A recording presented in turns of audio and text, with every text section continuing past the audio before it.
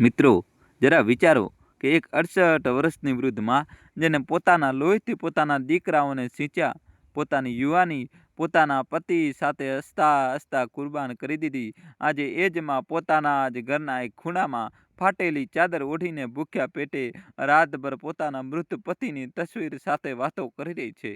તેના હાથમાં એક જૂની ડાયરી છે, પીળા પડી ગયેલા પાના, જેના પર 45 વર્ષ પહેલા તેના પતિએ પોતાના હાથે કંઈક એવું લખ્યું હતું કે જો આજે સામે આવી જાય તો તેના પોતાના સગા દીકરા અને વહુઓ તેના પગે પડીને માફી માંગવા મજબૂર થઈ જાય. પરંતુ સ્વયંમાં રહસ્ય બતાવશે કે પછી પોતાના જ બાળકોએ આપેલા જખમ ચૂપચાપ છાતીમાં દબાવીને એક દિવસ આ દુનિયામાંથી ચાલી જશે. મિત્રો, આ વાર્તા છે શાંતિ દેવીની, એક એવી સ્ત્રીની જેને જિંદગીભર બસ પ્રેમ વેચ્યો અને બદલામાં મળ્યું ફક્ત અપમાન. પણ એક રાત એવી રાત આવી જ્યારે તેણે એ કરી બતાવ્યું જે કોઈએ વિચાર્યું પણ નહોતું. આ વાર્તા તમને રડાવશે પણ ખરી, તમને હસાવશે પણ ખરી, અને સૌથી મહત્વની વાત, આ વાર્તા તમને શીખવશે કે એક માની ચૂપકીદીને ક્યારે તેની નબળાઈ ન સમજતા. દોસ્તો, જલ્દીથી વિડીયો લાઇક કરીને ચેનલ સબસ્ક્રાઈબ કરી દો, કારણ કે જ્યારે માં બોલે છે ત્યારે જમીન પણ કાપી ઉઠે છે. તો મિત્રો, જો તમે અત્યારે નવા છો તો આ ચેનલ પર તો પ્લીઝ ચેનલને સબસ્ક્રાઈબ કરી લો, બેલ આઇકન જરૂર દબાવી લો, અને હું છું તમારી પોતાનો મિત્ર. ચાલો શરૂ કરીએ આજની આ દિલને સ્પર્શી જાય તેવી વાર્તા, શાંતિ દેવીની વાર્તા. મિત્રો, વાત છે કાનપુરના એક જૂના મોહલ્લાની, ત્યાં એક મોટી હવેલી હતી જેનું નામ હતું રામ નિવાસ. આ હવેલીની દિવાલો ભલે જૂની હતી, પણ એમાં એટલી વાર્તાઓ દબાયેલી હતી કે જો બોલી ઉઠત તો આકાશ પણ રોઈ પડત. આજ હવેલીમાં રહેતી હતી આપણી વાર્તાની મુખ્ય પાત્ર શાંતિ દેવી, 68 વર્ષના એક વૃદ્ધ વિધવા, જેમની આંખોમાં હજુ પણ એ જ ચમક હતી જે યુવાનીમાં હતી. પણ એ ચમક હવે આંસુઓની ચાદર પાછળ છુપાઈ ગઈ હતી.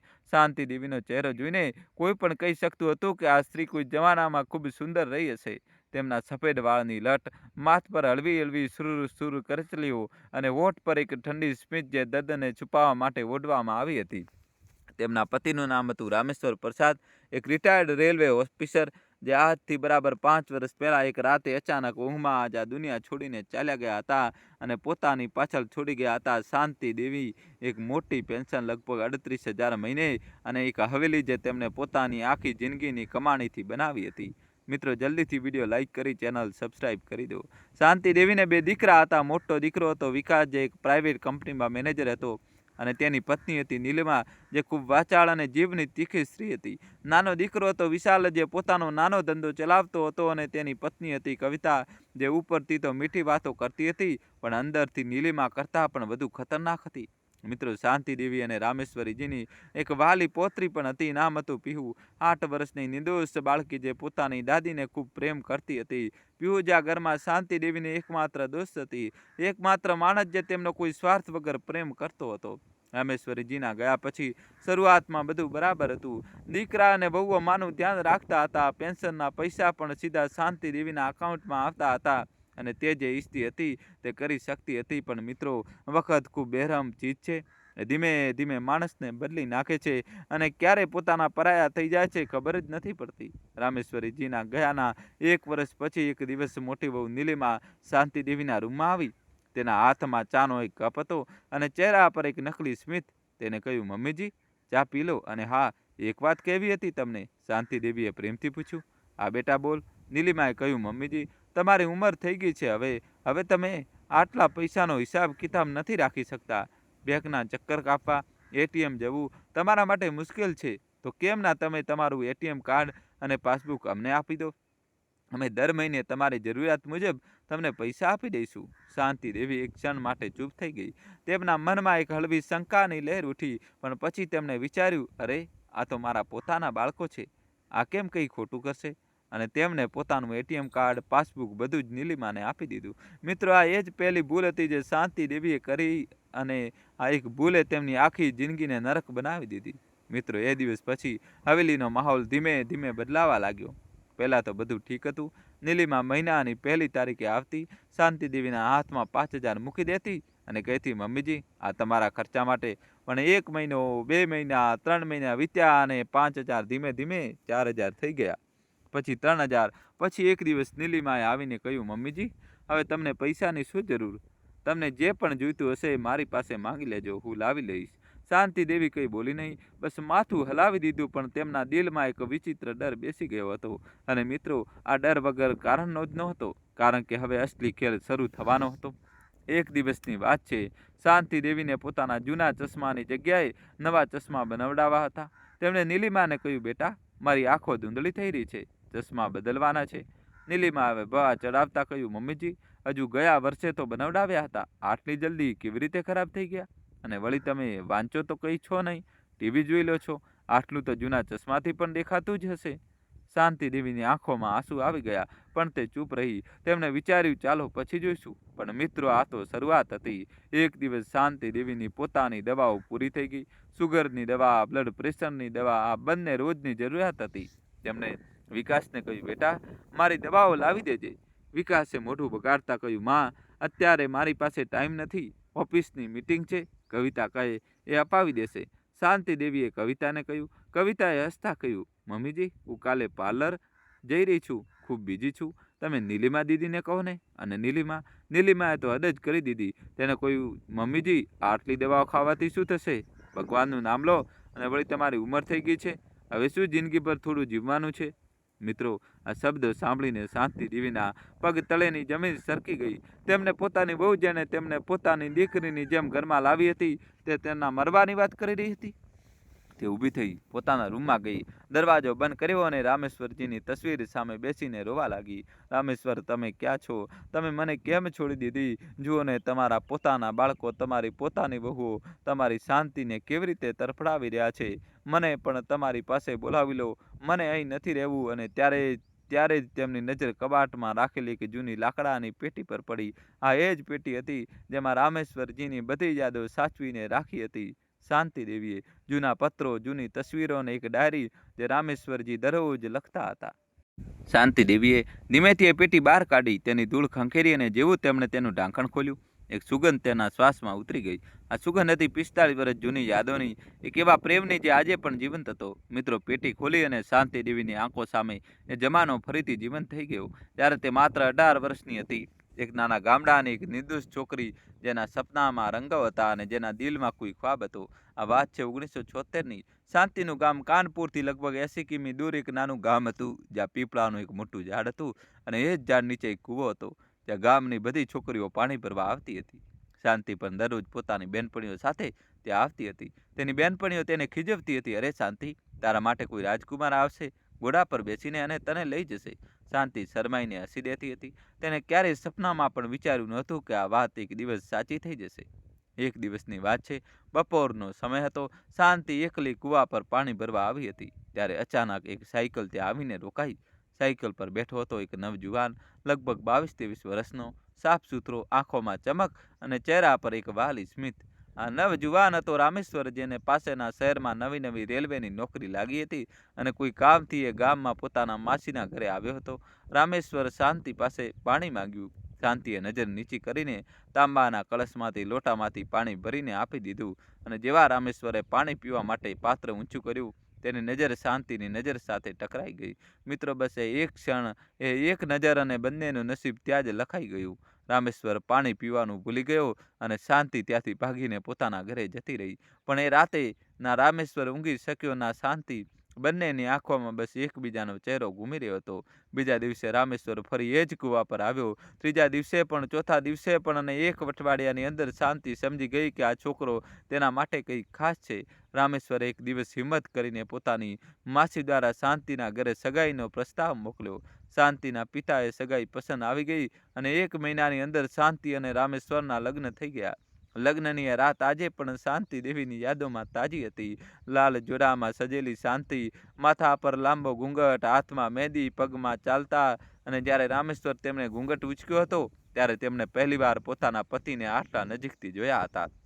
રામેશ્વરે ધીમેથી કહ્યું, શાંતિ, મારી પાસે બહુ કંઈ નથી, બસ એક નાની નોકરી છે અને એક મોટું દિલ. પણ હું તને વચન આપું છું, તને ક્યારેય કોઈ વાતે ઓછપ નહીં આવવા દઉં. મારા છેલ્લા શ્વાસ સુધી તું મારી રાણી રહેશે. અને શાંતિ, તેને ફક્ત આટલું જ કહ્યું હતું, રામેશ્વરજી, મને કંઈ નથી જોઈતું, બસ તમારો સાથ હંમેશા રહે. મિત્રો, શું કહું, એ પ્રેમ, એ વચનો, એ રાતો. આજે જ્યારે શાંતિ દેવી એ યાદોને વિચારી રહી હતી, તો તેમની આંખોમાંથી ગંગા જમુના વહી રહી હતી. મિત્રો, લગ્ન પછી શાંતિ અને રામેશ્વરની જિંદગી સરળ નહોતી.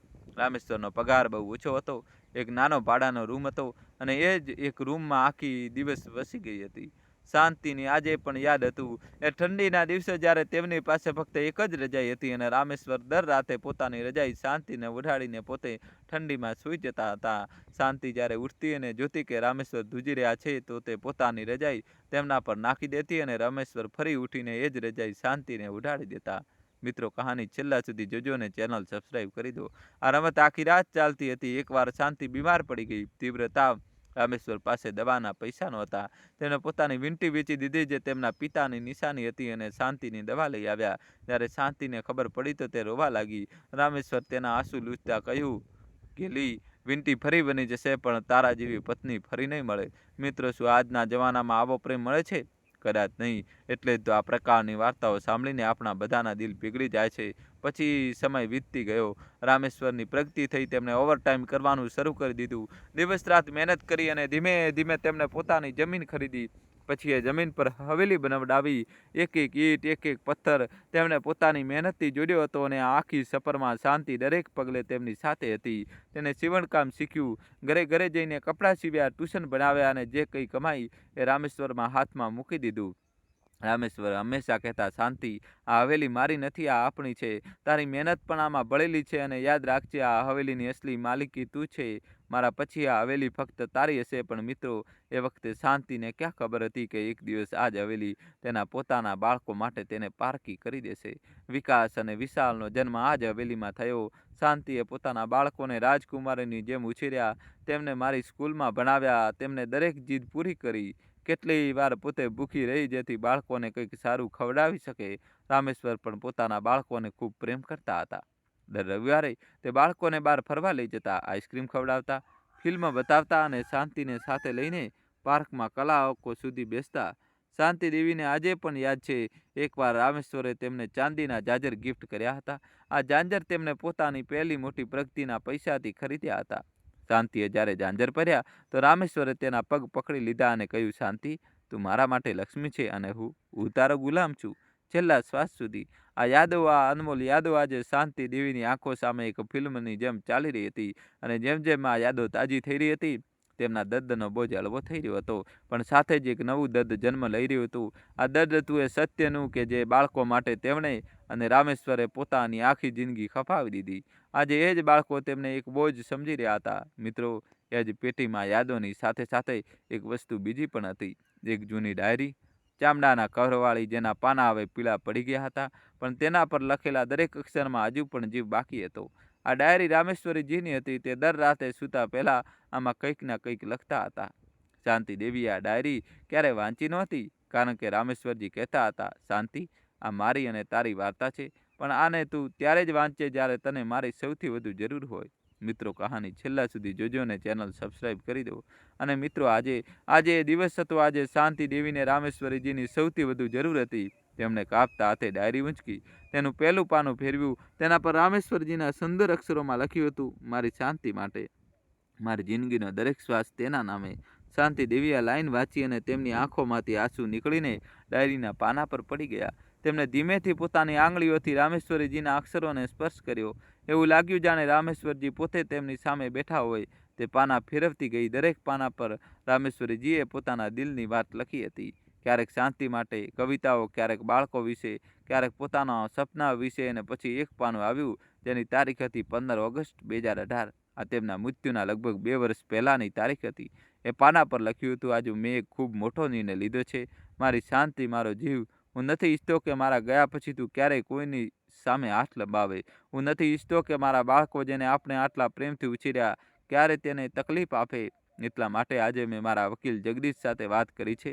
મેં એક વસિયત બનાવી છે. આ વસિયત મુજબ આપણી હવેલી, આપણી બધી મિલકત, મારા બેંકના બધા ફિક્સ ડિપોઝિટ, બધું જ એક એક વસ્તુ ફક્ત અને ફક્ત તારા નામે છે. આ વસિયત મેં જગદીશ સાથે સીલબંધ રાખી છે. તેનું સરનામું સિવિલ લાઇન્સ, કાનપુર, દુકાન નંબર 47. તેને વચન આપ્યું છે કે મારા ગયા પછી જ્યારે તને આની સૌથી વધુ જરૂર હશે ત્યારે તે તને આ વસિયત આપશે. મારી શાંતિ, હું જાણું છું કે બાળકો કેવા હોય છે. ઉંમર સાથે માણસ બદલાય છે, પણ તારી સાદગી, તારું ભોળપણ ક્યારેય નહીં બદલાય. અને આ જ ભોળપણનો ફાયદો લોકો ઉઠાવે છે. પણ તારે ચિંતા કરવાની જરૂર નથી. તારો રામેશ્વર તારી સાથે છે હંમેશા, દરેક શ્વાસમાં. અને હા, બેંકનું એક લોકર પણ છે, number 2847, Punjab national bank, civil lines branch, તેની ચાવી આ જ ડાયરીના છેલ્લા પાનામાં ચોંટાડેલી છે. તેમાં કંઈક છે જે તારી આખી જિંદગી બદલી નાખશે. તારો ફક્ત તારો રામેશ્વર. મિત્રો, આ પાનું વાંચતા વાંચતા શાંતિ દેવીની સાદ રૂંધાઈ ગયો. તેમના શ્વાસ ઝડપી થઈ ગયા, હાથ કાપવા લાગ્યા. તેમણે જલ્દીથી ડાયરીનું છેલ્લું પાનું ખોલ્યું અને સાચે જ ત્યાં એક નાની ચાવી ટેપથી ચોંટાડેલી હતી. રામેશ્વરીજીએ પોતાના મૃત્યુના 2 વર્ષ પહેલાં જ પોતાની શાંતિનું ભવિષ્ય સુરક્ષિત કરી દીધું હતું. તેમણે ક્યારેય આનો ઉલ્લેખ નહોતો કર્યો. કેમ? કદાચ એટલા માટે કે તે શાંતિને અહેસાસ નહોતા કરાવવા માગતા કે તેમના પોતાના બાળકો ક્યારેય આવું કરી શકે. શાંતિ દેવીએ ચાવીને પોતાની છાતીએ લગાવી લીધી અને રોતા રોતા બોલી, રામેશ્વર, તમે કેટલા મોટા દિલના હતા. તમે મને આટલો પ્રેમ કર્યો કે મર્યા પછી પણ મારો સાથ ના છોડ્યો. પણ હું આટલી નબળી નીકળી કે પોતાના જ બાળકો સામે ઝૂકી ગઈ. હવે નહીં, હવે બસ આજથી શાંતિ દેવી નબળી નથી. આજથી શાંતિ દેવી રામેશ્વરીની પત્ની છે અને રામેશ્વરની પત્ની કોઈનાથી નથી ડરતી.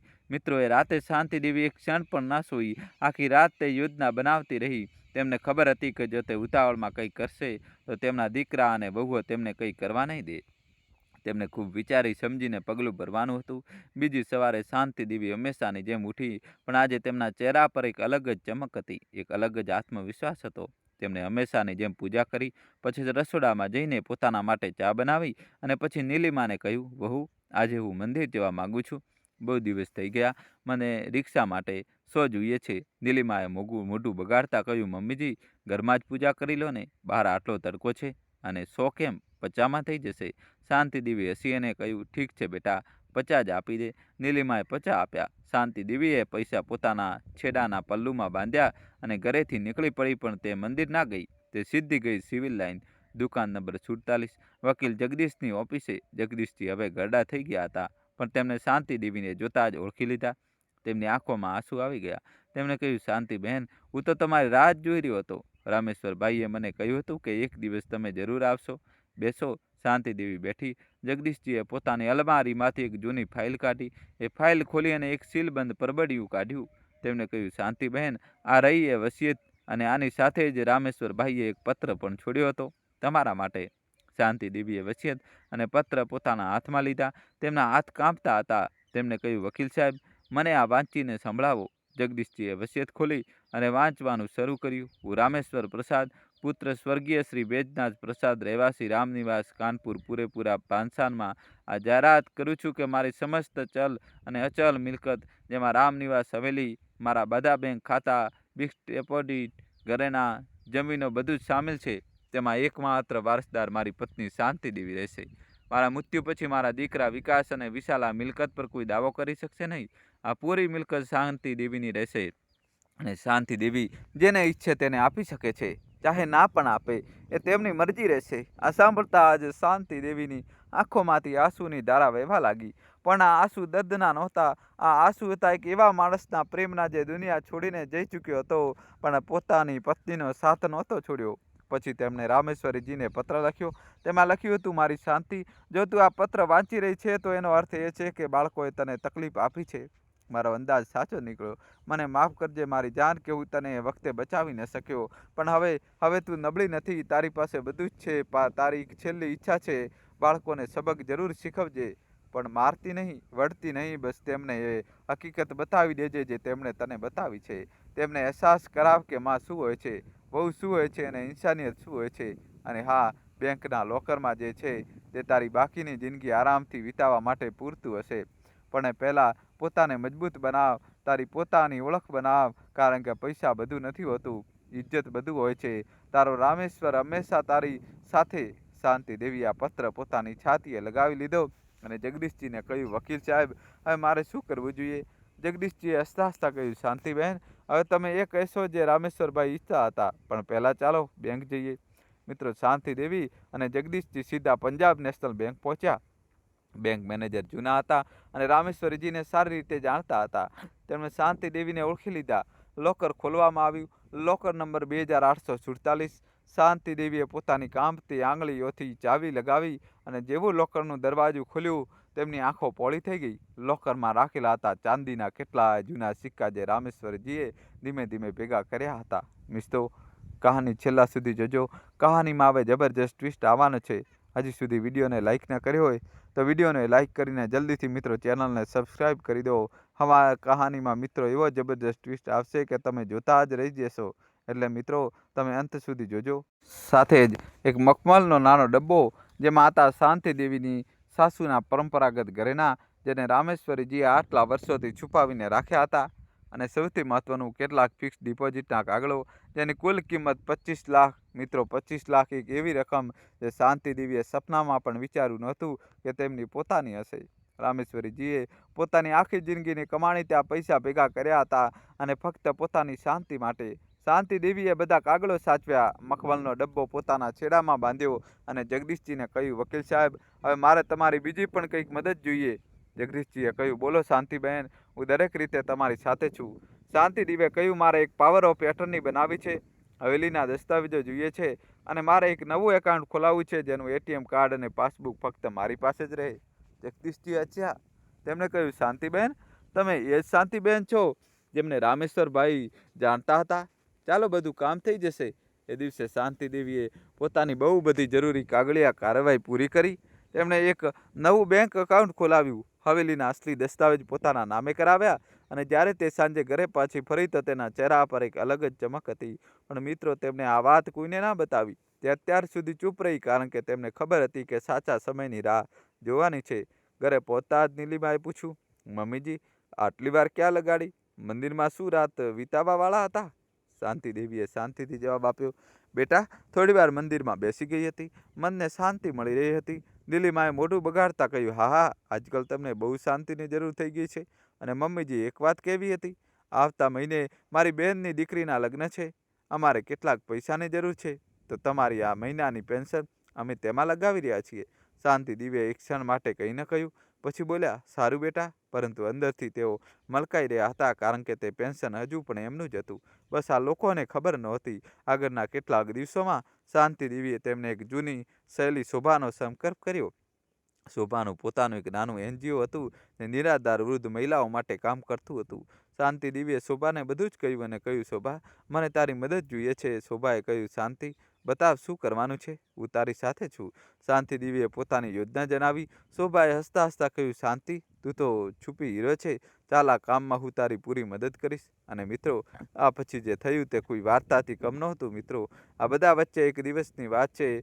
શાંતિ દેવીની પોતરી પીહુને તેજ તાવ આવી ગયો. બાળકી ખૂબ રડી રહી હતી.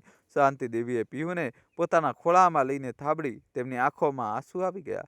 તેમણે નીલિમાને કહ્યું, વહુ, પીહુને ડૉક્ટર પાસે લઈ જા, તાવ તેજ છે. નીલિમાએ મોબાઈલ જોતા જોતા કહ્યું, મમ્મીજી, હું બીજી છું, તમે લઈ જાઓ ને. શાંતિ દેવીએ કહ્યું, મારી પાસે પૈસા નથી. નીલિમાએ મોં ફેરવીને કહ્યું, તો રહેવા દો, બાળકી છે, થોડી વારમાં ઠીક થઈ જશે. પરંતુ શાંતિ દેવીથી રહેવાય નહીં. તેમણે પોતાના સાડીના પાલવમાં બાંધેલા 50 કાઢ્યા, પીયુને ખોળામાં ઊંચકી અને રિક્ષા કરીને પાસેના ડૉક્ટર પાસે લઈ ગયા. ડૉક્ટરે દવા આપી. શાંતિ દેવીએ પોતાના પાસેથી પૈસાથી દવા ખરીદી અને પીયુને ઘરે લઈ આવ્યા. આખી રાત શાંતિ દેવીએ પીયુની સંભાળ રાખી. તેના માથા પર ઠંડા પાણીના પટ્ટા મૂક્યા, તેને હાલરડા સંભળાવ્યા અને સવાર સુધીમાં પીયુનો તાવ ઉતરી ગયો. જ્યારે પીયુ ઠીક થઈ ગઈ ત્યારે તેના પોતાના અવાજમાં અણસમજથી કહ્યું, દાદી, તમે મને આટલો બધો પ્રેમ કરો છો? મમ્મી તો આખી રાત મારી પાસે ના આવી. મિત્રો, કહાની છેલ્લા સુધી જોજો ને વિડીયો લાઇક કરી ચેનલ સબસ્ક્રાઈબ કરી દો. શાંતિ દેવીની આંખોમાંથી આંસુ વહી નીકળ્યા. તેમણે પીયુને મજબૂતીથી ભેટી લીધી અને કહ્યું, બેટા, કારણ કે તું મારો જીવ છે. પરંતુ ત્યારે જ નીલિમા રૂમમાં આવી. તેને પીયુને શાંતિ દેવીના ખોળામાંથી છીનવી લેતા કહ્યું, પીયુ, હવે તું દાદી પાસે ન જતી. તેમની પાસે આટલી જૂની બીમારીઓ છે, તને પણ લાગી જશે. આ સાંભળીને શાંતિ દેવીનું દિલ તૂટી ગયું. પરંતુ સૌથી વધુ દર્દ ત્યારે થયું જ્યારે પીયુએ નિર્દોષતાથી કહ્યું, મમ્મી, દાદી મારી પાસે કેમ ના આવી શકે? નીલિમાએ ધમકાવતા કહ્યું, બસ તું બહુ સવાલો કરે છે, ચાલ તારા રૂમમાં. પીયુ રડતી રડતી જઈ રહી હતી અને શાંતિ દેવી એકલા ઊભા રહી ગયા. પરંતુ હવે તેમના આંસુ સુકાઈ ચૂક્યા હતા. હવે તેમની આંખોમાં બસ એક જ વસ્તુ હતી, નિર્ણય. તે જ રાત્રે નીલિમા અને કવિતાએ પોતાના પતિઓ સાથે મળીને એક મોટી મિટિંગ રાખી. તેમણે નક્કી કર્યું કે શાંતિ દેવીના પેન્શનથી હવે તેઓ પોતાની એક નવી ગાડી ખરીદશે અને હવેલીનો જે નાનો રૂમ શાંતિ દેવી પાસે છે તે પણ તેમને ખાલી કરવો પડશે, કારણ કે તે રૂમ પીવું માટે જોઈતો હતો. બીજી સવારે વિકાસે શાંતિ દેવીને કહ્યું, માં, એક વાત કહેવી હતી. તમારો જે રૂમ છે તે પીયુને જોઈએ છે. અમે વિચારી રહ્યા છીએ કે તમે ઉપરના સ્ટોર રૂમમાં શિફ્ટ થઈ જાઓ. ત્યાં નાની જગ્યા છે, તમારા માટે પૂરતી છે. શાંતિ દેવીએ આશ્ચર્યથી જોયું. સ્ટોરરૂમ? એ સ્ટોરરૂમ જ્યાં જૂનો સામાન ભરેલો હતો, જ્યાં પંખો પણ નહોતો, જ્યાં ધૂળ અને કરોળિયાના જાળા હતા, પરંતુ શાંતિ દેવી કંઈ ન બોલ્યા. તેમણે માત્ર એટલું જ કહ્યું, સારું બેટા. અને તે જ રાત્રે શાંતિ દેવીએ પોતાનો નિર્ણય કરી લીધો. બહુ જ થયું, હવે આર કે પાર. મિત્રો, બીજા દિવસે શાંતિ દેવીજી સવારે વહેલા ઉઠ્યા. તેમણે સારી રીતે નાહ્યું, પૂજા કરીને સફેદ રંગની એક સ્વચ્છ સાડી પહેરીને, જે રામેશ્વરીજીએ છેલ્લી વાર તેમના માટે ખરીદી હતી. તેમણે વકીલ જગદીશજીને ફોન કર્યો, શોભાને બોલાવી અને સાથે બોલાવ્યા મોહલ્લાના કેટલાક બુઝુર્ગોને, પંડિતજીને અને પોલીસને પણ. આશરે 11 વાગે જ્યારે વિકાસ, વિશાલ, નીલમા અને કવિતા બધા ઘરમાં હાજર હતા, ત્યારે શાંતિ દેવીએ બધાને હોલમાં બોલાવ્યા. વિકાસને આશ્ચર્યથી કહ્યું, માં, આ શું છે? આટલા બધા લોકો અને પોલીસ કેમ? શાંતિ દેવીએ શાંતિથી કહ્યું, બેટા બેસો, આજે એક જરૂરી વાત કરવી છે. ત્યારે બધા ખોલ્યું, તેમાંથી વસિયતનામું કાઢ્યું અને જગદીશજીએ આપી દીધું. પછી કહ્યું, વકીલ સાહેબ, જરા આને મોટેથી વાંચીને સંભળાવો. જગદીશજીએ વસિયતનામું વાંચવાનું શરૂ કર્યું. અને જેમ જેમ તેઓ વાંચતા ગયા, વિકાસ, વિશાલ, નીલમા અને કવિતાના ચહેરા પીળા પડતા ગયા. ત્યારે વસિયતનામું પૂરું વંચાઈ ગયું ત્યારે વિકાસે ઉતાવળમાં કહ્યું, આ શું મજાક છે? પપ્પાએ આવી વસિયત કેમ બનાવી? શાંતિ દેવીએ ઠંડા અવાજે કહ્યું, કારણ કે તમારા પપ્પાને ખબર હતી કે તમે બધા કેવા નીકળશો. તેમને સારું ભવિષ્ય પહેલેથી જ સુરક્ષિત કરી દીધું હતું. નીલિમાએ રડતા રડતા કહ્યું, મમ્મીજી, અમે ક્યારેય તમારી સાથે કંઈ ખોટું નથી કર્યું. આ બધું જૂઠું છે. શાંતિ દેવીએ પોતાના પર્સમાંથી કેટલાક કાગળો કાઢ્યા અને કહ્યું, નીલમા, આ મારા બેંક એકાઉન્ટના સ્ટેટમેન્ટ છે. છેલ્લા 4 વર્ષમાં મારા એકાઉન્ટમાંથી કુલ 18 લાખ કાઢવામાં આવ્યા છે. મારી પેન્શન અને આ બધા પૈસા તારા અને કવિતાના એકાઉન્ટમાં ગયા છે. જાઓ તો જોઈ લો. વિશાલે કહ્યું, માં, અમે તમારી સંભાળ રાખી છે. પૈસા તો ખર્ચ થશે જ ને. દોસ્તો, વિડીયો લાઈક કરી ચેનલ સબસ્ક્રાઈબ કરો. શાંતિ દેવીએ ઊભા થઈને પોતાની તિજોરીમાંથી કંઈક કાઢ્યું. આ હતા મેડિકલના જૂના કાગળો. તેમને કહ્યું, જુઓ, આ મારા ડૉક્ટરના કાગળો છે. છેલ્લા 4 વર્ષમાં હું એકવાર પણ ડૉક્ટર પાસે નથી ગઈ, કારણ કે મારી પાસે પૈસા નહોતા. હું બીમાર પડી તો તારી વહુએ મને લઈ જવાનું કહ્યું. મેં મારા પાલવના બાંધેલા 50થી તેનો ઈલાજ કરાવ્યો. મારો ચશ્મો તૂટી ગયો હતો તો પણ મેં નવો ન બનાવડાવ્યો, કારણ કે મારી પોતાની બહુ કહેતી હતી કે મારા જૂના ચશ્માથી કામ ચાલી જશે. અને કવિતા, તે તો હદ જ કરી દીધી. તે મારા મરી જવાની વાત કરી હતી, યાદ છે? કે મારી ઉંમર થઈ ગઈ છે, શું આખી જિંદગી જીવવાનું છે? કવિતાનો ચહેરો સફેદ પડી ગયો.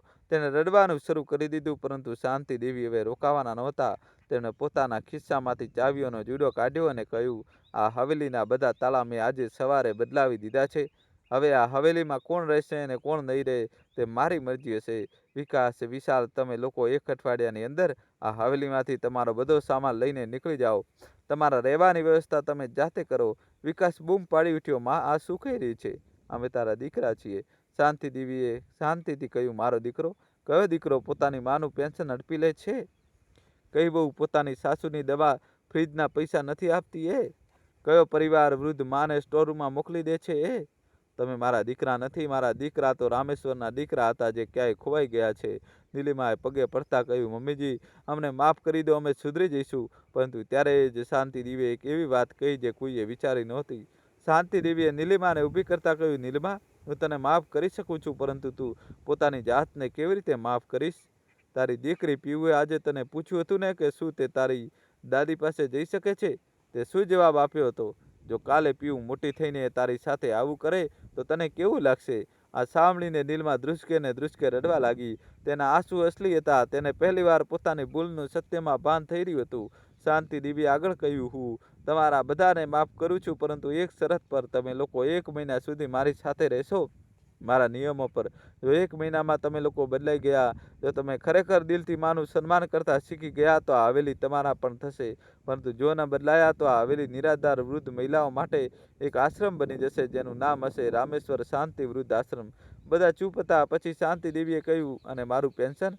મારા પૈસા હવે ફક્ત મારી પાસે રહેશે. હું તેનાથી શું કરીશ તે મારી મરજી હશે. હું હવે મારી બાકીની જિંદગી ફક્ત મારા માટે જ નહીં, પરંતુ એ વૃદ્ધ મહિલાઓ માટે જીવીશ, જેમને કોઈ પૂછવાવાળું નથી, જેમ મને કોઈ પૂછવાવાળું નથી. મિત્રો, આ પછી શાંતિ દેવીએ ખરેખર એક નાનો વૃદ્ધ આશ્રમ ખોલ્યો હવેલીના બહાર ભાગમાં, જ્યાં 5-6 નિરાધાર વૃદ્ધ મહિલાઓ રહેવા લાગી. શાંતિ દેવી તેમની સંભાળ રાખતા, તેમની સાથે વાતો કરતા, તેમને પોતાની વાર્તા સંભળાવતા. અને આ 1 મહિનામાં વિકાસ, વિશાલ, નીલમા અને કવિતા ખરેખર બદલાઈ ગયા. કદાચ એટલા માટે નહીં કે તેમની સંપત્તિ જોઈતી હતી, પરંતુ એટલા માટે કે તેમણે પહેલીવાર જોયું હતું કે તેમને પોતાની માં કેટલા મોટા દિલવાળી છે અને તેમની પોતાની વિચારસરણી કેટલી નાની. એક રાત્રે શાંતિદેવી પોતાના રૂમમાં રામેશ્વરજીની તસવીર સામે બેઠા હતા. તેમણે તસવીર સામે અગરબત્તી સળગાવી અને બોલ્યા, રામેશ્વર, આજે મારો વાયદો પૂરો થઈ ગયો અને તમે મને જે તાકાત આપી હતી મેં તેનો સાચો ઉપયોગ કર્યો. હવે તમારી શાંતિ કોઈના પર બોજ નથી. તે પોતે એક સારો બની ગઈ છે અને હા, આ ઝાંઝર જે તમે મને લગ્ન પછીની પહેલી પ્રગતિ પર આપ્યા હતા તે હજુ પણ મારી પાસે છે. મેં તેને સાચવીને રાખ્યા છે. જ્યારે તમે મને લેવા આવશો ત્યારે આ ઝાંઝર પહેરીને તમારી સાથે ચાલીશ. અને મિત્રો, તે જૂની ડાયરી જે શાંતિ દેવીએ વાંચી હતી, તેમણે તેમાં એક બીજું પાનું ઉમેર્યું. તેના પર લખ્યું, મારા વાલા રામેશ્વર, તમે સાચું કહેતા હતા, જિંદગી સરળ નથી, પરંતુ તમારા પ્રેમે મને શીખ્યું કે જિંદગી સામે લડવું કેવી રીતે. આજે તમે મારી પાસે નથી, પરંતુ તમારો દરેક શ્વાસ, દરેક વાયદો મારી સાથે છે. મેં એક કામ બીજું કર્યું. મેં મારી પૌત્રી પીયુના નામે એક ચિઠ્ઠી લખી છે. તેને આ ચિઠ્ઠી ત્યારે મળશે જ્યારે તે 18 વર્ષની થઈ જશે. તેમાં મેં તેને એ શીખ્યું છે કે મા અને દાદીનું સન્માન કેવી રીતે કરવું, જેથી મારી આ વાર્તા ફરીથી ન દોહરાય. તમારી ફક્ત તમારી શાંતિ. મિત્રો, આ હતી શાંતિ દેવીની વાર્તા. એક એવી માની વાર્તા જેને તેના પોતાના બાળકોએ તોડવાનો પ્રયત્ન કર્યો, પરંતુ એક મૃત પતિના પ્રેમે તેને ફરીથી ઊભી કરી દીધી. આ વાર્તા આપણને શીખવે છે કે એક સાચો પતિ, એક સાચો પ્રેમ કરનાર ક્યારેય મરતો નથી. તે પોતાની પત્નીના દરેક શ્વાસમાં જીવંત રહે છે અને જ્યારે તેની પત્ની પર મુસીબત આવે છે ત્યારે તે દૂર બેસીને પણ તે સંભાળી લે છે. આ વાર્તા આપણને એ પણ શીખવે છે કે બાળકોને આટલું બધું આપી દેતા પહેલા એક મા બાપે પોતાના માટે કંઈક જરૂર બચાવીને રાખવું જોઈએ, કારણ કે સમય બદલાય છે અને જે આજે તમારા માટે બધું જ છે, કાલે એ જ તમને પરાયા કરી શકે છે. પરંતુ સૌથી મહત્વની શીખ એ છે કે એક માં ક્યારેય હારતી નથી. તે ભલે થોડી વાર માટે ચૂપ રહે, પરંતુ જ્યારે તે બોલે છે ત્યારે દુનિયા હાલી જાય છે. મિત્રો, જો આ વાર્તા તમારા દિલને સ્પર્શી ગઈ હોય તો પ્લીઝ આ વિડીયોને લાઇક કરો, પોતાના મિત્રો અને પરિવાર સાથે શેર કરો અને જો હજી સુધી તમે આ ચેનલને સબસ્ક્રાઈબ નથી કરી તો પ્લીઝ અત્યારે સબસ્ક્રાઈબ કરી લો. બેલ આઇકન જરૂર દબાવી દો, જેથી મારી દરેક નવી વાર્તા સૌથી પહેલાં તમારા સુધી પહોંચે. મને કમેન્ટમાં જરૂર જણાવો કે તમને આ વાર્તા કેવી લાગી. શું તમારી આસપાસ પણ કોઈ આવી શાંતિ દેવી છે? જો હા, તો તેમને એકવાર જરૂર ભેટી પડો. તેમને જણાવો કે તેઓ એકલા નથી અને હા, પોતાના શહેરનું નામ પણ કમેન્ટમાં જરૂર લખજો. મને જાણવું છે કે આ વાર્તા દેશના કયા કયા ખૂણા સુધી પહોંચી છે. હું છું તમારી પોતાની મિત્ર. ફરી મળીશ એક નવી વાર્તા સાથે. ત્યાં સુધી પોતાનું ધ્યાન રાખો, પોતાના મા બાપનું ધ્યાન રાખો, કારણ કે તેઓ જ આપણી અસલી દોલત છે. અને કોમેન્ટમાં દોસ્તો તમારે જય શ્રી કૃષ્ણ તો લખવું જ પડશે. જલ્દીથી લખી દો. વિડીયો લાઇક કરી ચેનલ સબસ્ક્રાઈબ કરી દો. ખૂબ ખૂબ ધન્યવાદ. દિલથી આભાર.